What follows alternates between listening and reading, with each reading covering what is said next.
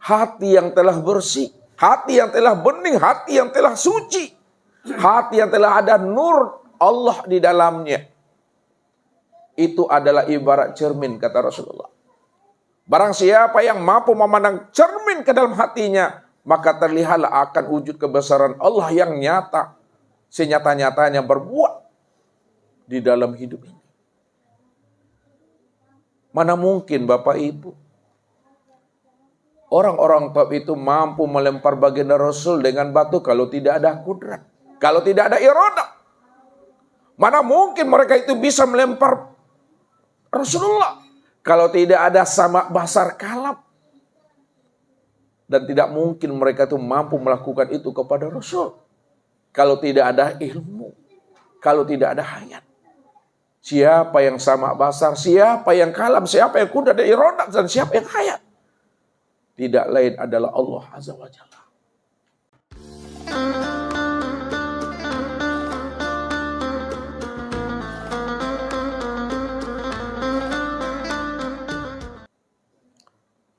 Maka iman baginda Rasul bukan hanya iman di bibir.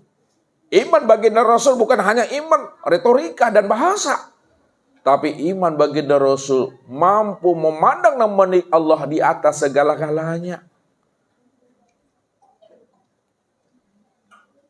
Ketika itulah beliau mampu mendoakan mereka.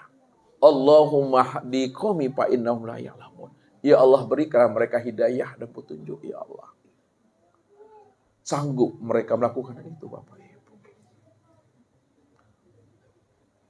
Namun ketika beliau sudah sadar dan memahami bahwa dakwah beliau ditolak di negeri Taif, beliau pun balik lagi ke negeri Makkah, Bapak Ibu.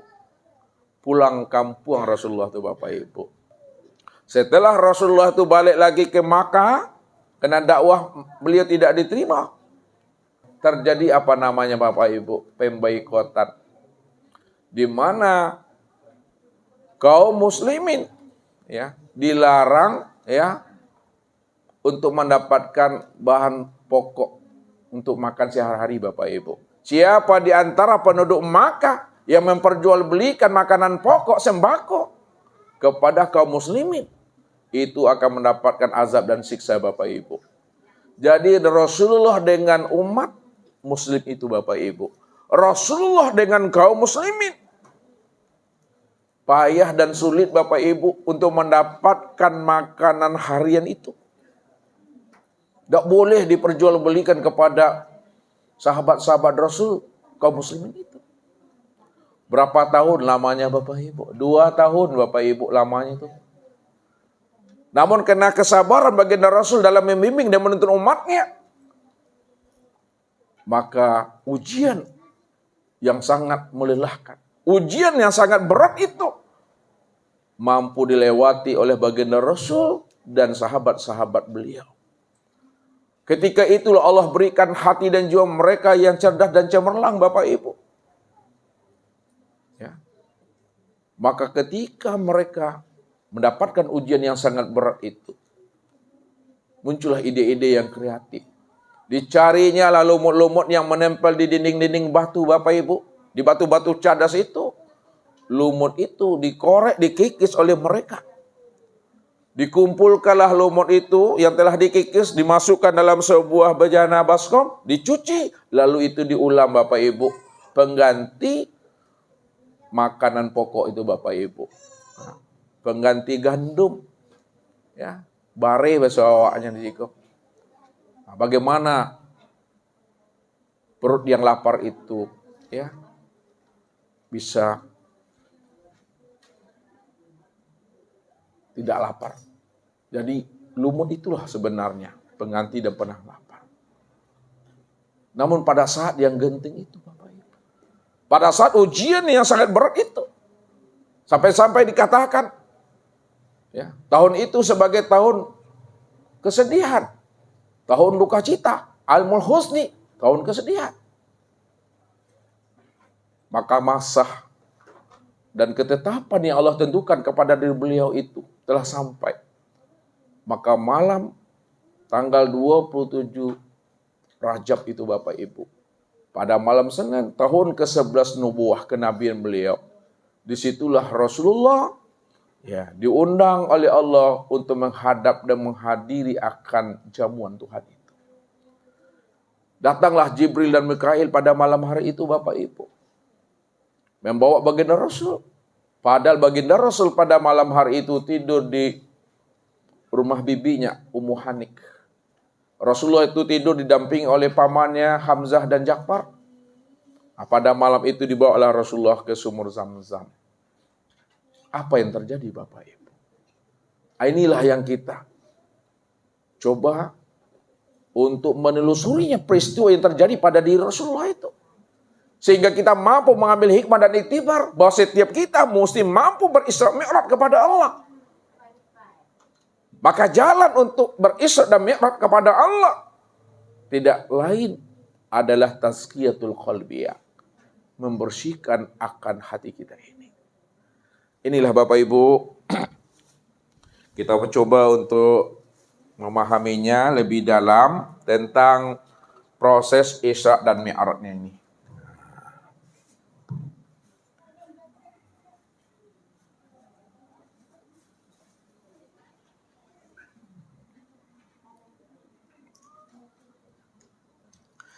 Jadi Isra dan Mi'raj ini kita bagi kepada 3 fase, Bapak Ibu, 3 bahagian. Nah, 3 fase dan 3 bahagian itu yang pertama disebut namanya fase Islam.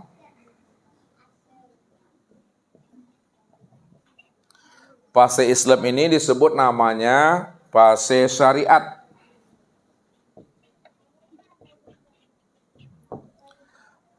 Fase Islam dan fase syariat itu, ini yang dikatakan namanya perjalanan dunia. Perjalanan dunia, Bapak Ibu. Perjalanan dunia itu, Rasulullah itu perjalanan menembus masa depan. Perjalanan yang masuk ke dalam ruang dan waktu. Nah, jadi perjalanan Islam, perjalanan syariat, perjalanan dunia, ini adalah perjalanan masa depan.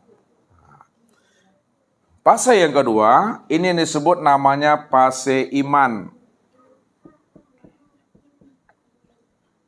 Fase iman ini disebut thorikat.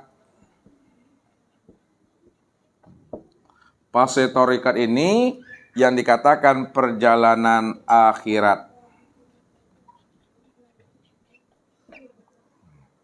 Kemudian fase yang ketiga, yang terakhir, itu fase ihsan namanya. Fase ihsan ini yang disebut namanya fase hakikat. Atau dikatakan fase musyahadah.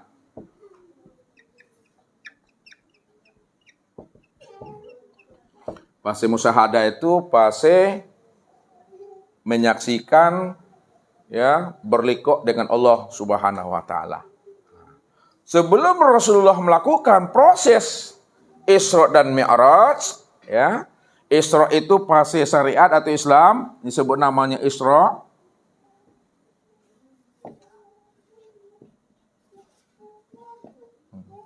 Sedangkan fase akhirat, thariqat iman, ini disebut namanya Mi'raj.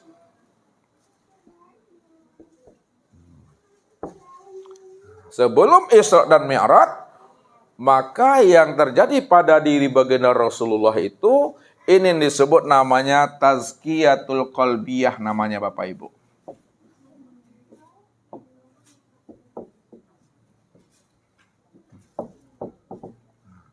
Tazkiyatul qalbiyah itu adalah pembersihan dada beliau. Pembersihan hati.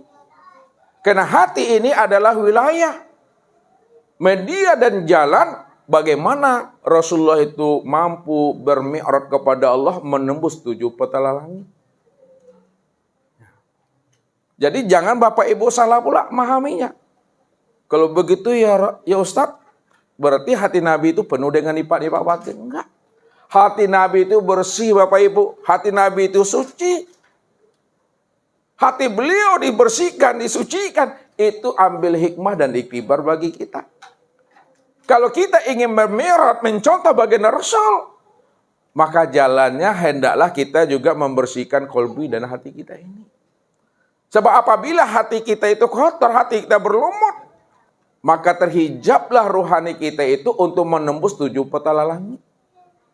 Ini Allah katakan, innal ladzina kazzabu bi ayatina wastakbaru anha la tufattahu lahum abwabus sama.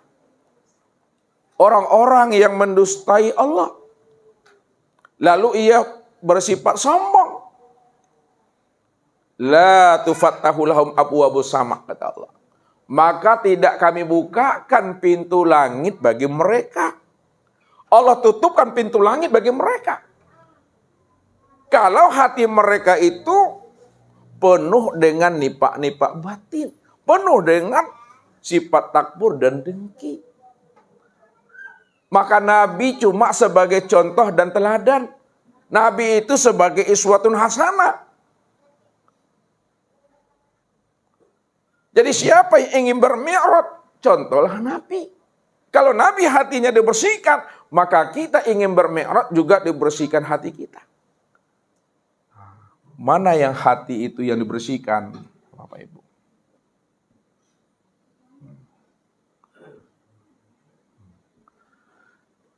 Jadi hati ini, Bapak Ibu, ada yang zohirnya, ada pula yang batinnya. Hati ini ada yang zohir, dan ada pula namanya yang batin.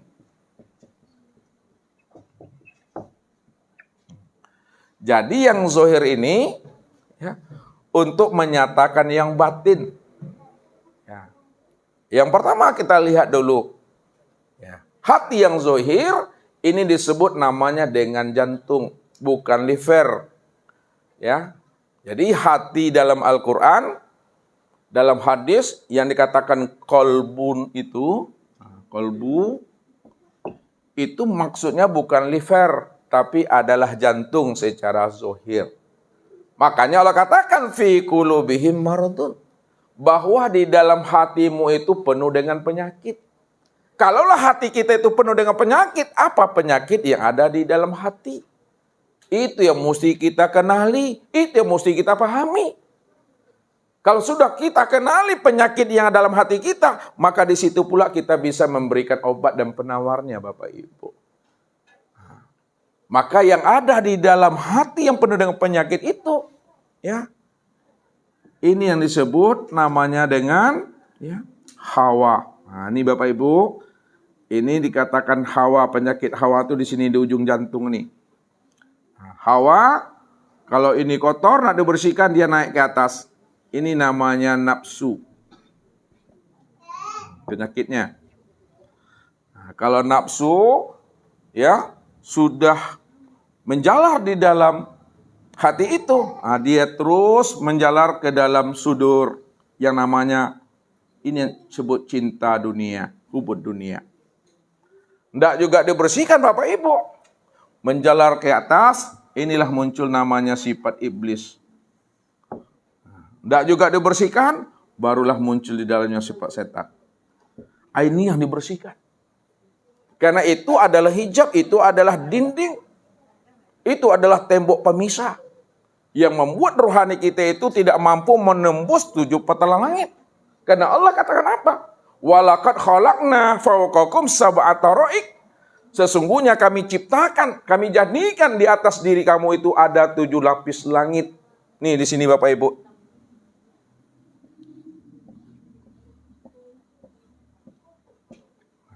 Satu, 2, 3, 4, 5, 6, 7. Ini di atas kita itu ada 7 langit, 7 jalan. Untuk mampu kita naik ke 7 lapis langit, mesti ini dibersihkan. Kalau tidak, la tufattahul lahum abwabus sama. Kami tutup pintu langit bagi dirimu. Kalau Allah sudah tutup pintu langit bagi diri kita, maka rohani kita tidak akan pernah naik ke atas. Karena Allah tutup. Ini yang terjadi pada diri Rasulullah, dibersihkan. Setelah ini dibersihkan, hawa, nafsu, cinta dunia, sifat iblis dan setan dibersihkan. Dimasukkanlah ke dalamnya itu, setelah bersih, ini yang dimasukkan namanya di dalam Hawa ini adalah nur iman, cahaya iman. Ini yang Allah maksud.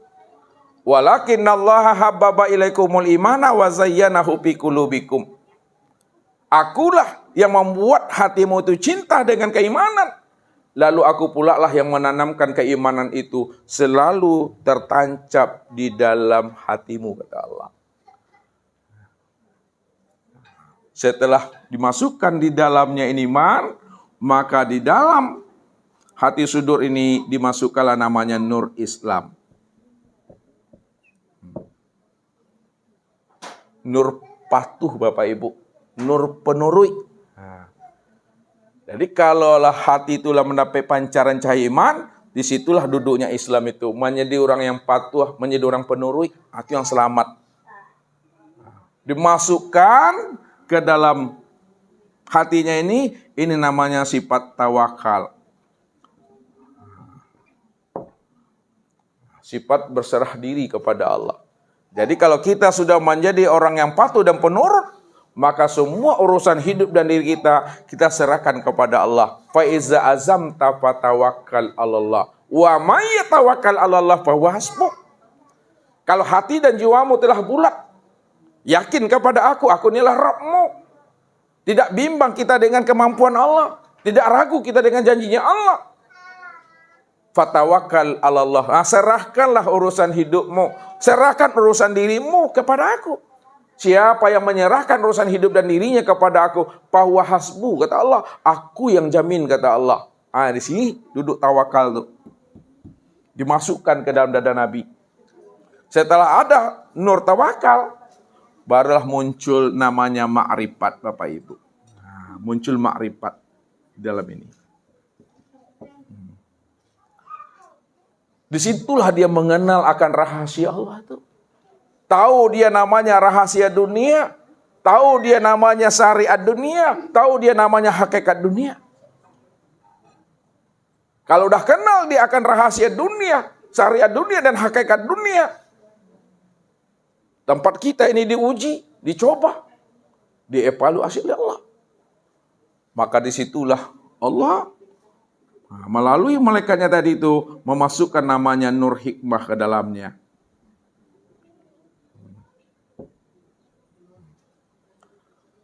Ini namanya hati secara zahir, Bapak Ibu. Ini mesti dibersihkan. Ya. Kalau tidak dibersihkan, nggak akan pernah bisa.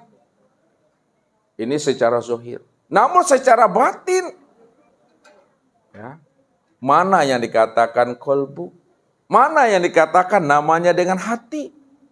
Secara batin, Bapak Ibu, yang dikatakan hati itu bukan yang sekumpal daging tuh, bukan yang berdarah. Tapi yang halus, yang tidak berdarah, yang tidak bisa dilihat, Bapak Ibu. Yang halus, yang tidak berdarah, yang tidak bisa dilihat, ini yang disebut namanya dengan ruhani. Yang katakan hati ruhani, yang secara batin. Dalam kajian tauhidnya disebut namanya latifatu qalbu rabbani. Hati yang halus. Mana yang hati yang halus itu yang mesti dibersihkan. Sebagai 7 petala langit. Karena ada langit yang jauh di luar diri. Ada langit yang terdekat pada diri. Inna zayyana sama dunia bizinatil kawakib. Sesungguhnya aku telah menghiasi langit yang terdekat itu di dalam dirimu dengan cahaya bintang-bintang. Jadi langit yang terdekat itu Bapak Ibu, itu adalah di dalam diri Bapak Ibu masing-masing. Jadi bukan langit di luar diri maksudnya. Langit yang terdekat di dalam diri. Itu yang disebut namanya ruhani. Hati ruhani. Maka hati ruhani itu juga terbagi lagi Bapak Ibu. Lihat. Ada namanya hati sudur namanya Bapak Ibu. Ini yang batin. Hati sudur. Ini yang dibersihkan. Di dalam hati sudur itu ada namanya hati fuad. Di dalam hati fuad ini ada namanya hati kulub. Di dalam hati kulub ada namanya hati sagofa. Atau disebut namanya hati bahjatul kulub. Di dalam hati sagofa atau bahjatul kulub ini disebut namanya hati lubban. Di dalam hati lubban itu, disitulah letaknya sir. Di dalam sir itu ada nur. Dan di dalam nur itu aku, kata Allah. Allah penuri. Maka secara batin, secara rohani, ini yang mesti dibersihkan Bapak Ibu. Sedangkan yang zahir ini untuk menjelaskan, untuk menggambarkan hakikat yang sebenarnya. Jadi kalau tidak ada yang zahir, bagaimana kita akan menjelaskan dan menceritakan yang batin ini? Jadi yang zahir ini menunjukkan yang batin sebenarnya. Ini yang mesti bersih. Ini yang dikatakan 7 petala langit yang ada di dalam diri kita. Ini yang disebut namanya pintu langit.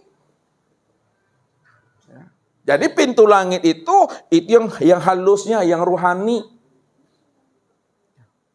Itu yang Allah maksud, inna zayyana sama'ad dunya bizinatil kawakib. Aku telah hiasi langit yang terdekat itu di dalam dirimu dengan cahaya bintang. Itu maksudnya dengan cahaya iman, cahaya Islam, cahaya tauhid, dan cahaya ma'rifat dan nur. Di mana letaknya yang sudur itu? Di mana letaknya fuad itu? Di mana letaknya kulub? Di mana letaknya sagofa dan lubang? Di dalam hati yang zahir ini, Bapak Ibu. Kalaulah yang zahir ini menunjukkan yang batin, hati sudur, fuad dan kulub, serta sagofa dan lub itu tergambar dia pada hati yang zahir ini, Bapak Ibu. Nah, kita lihat hati lubban. Lubban itu letaknya di ujung jantung nih. Ini sebut namanya lubban.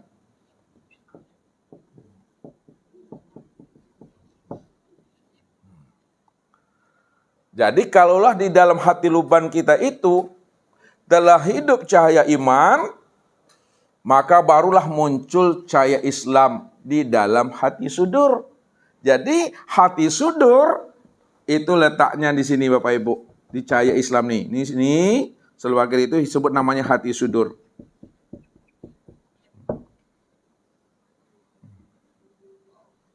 Jadi apabila telah hidup cahaya Islam di dalam hati sudur, maka dia akan mengalir ke dalam namanya hati kulub. Hati kulub ini itu letaknya di sini. Sebelah kiri Ustadz nih. Namanya hati kulub. Nah, kalau sudah hidup di dalam hati kulub itu sifat tawakal, penyerahan diri kepada Allah, maka baru di sini muncul namanya cahaya ma'rifat. Cahaya ma'rifat inilah letaknya di sini disebut namanya hati fuad. Nah, hati fuad. Nah, ini. Kalau sudah muncul dalam hati fuad itu ma'rifat, barulah muncul namanya nur hikmah di sini. Sifat penurut, sifat patuh itu sifat malaikat. Ini yang disebut namanya hati sagofa atau bahjatul qulub. Atau bahjatul qulub. Ini yang dibersihkan. Sehingga Nabi mengatakan, al-qalbu kamislil mir'ah man nazara fihi tajalla rabbahu. Hati yang telah bersih, hati sudur, hati fuad, hati qulub dan sagofa, serta lub yang telah bersih. Man nazara fihi tajalla rabbahu. Siapa yang mampu memandang ke dalam hatinya, maka disitulah dia mampu memandang akan kewujudan Allah itu pada sekalian alam dan pada dirinya ini. Maka hati itu hanyalah sebagai cermin saja Bapak Ibu. Karena Allah cuma yang wujud. Allah yang berdiri dengan sendirinya. Kalau Allah yang wujud dan Allah yang berdiri dengan sendirinya, maka disitulah Allah melihat dirinya di luar dirinya. Jadi kalau Allah yang bercermin Bapak Ibu, karena dia cuma yang wujud, dia yang ada, maka diri siapa yang nampak di dalam cermin itu Bapak Ibu? Hanya diri Allah semata-mata yang terlihat pada cermin itu. Mana yang dikatakan cermin Allah?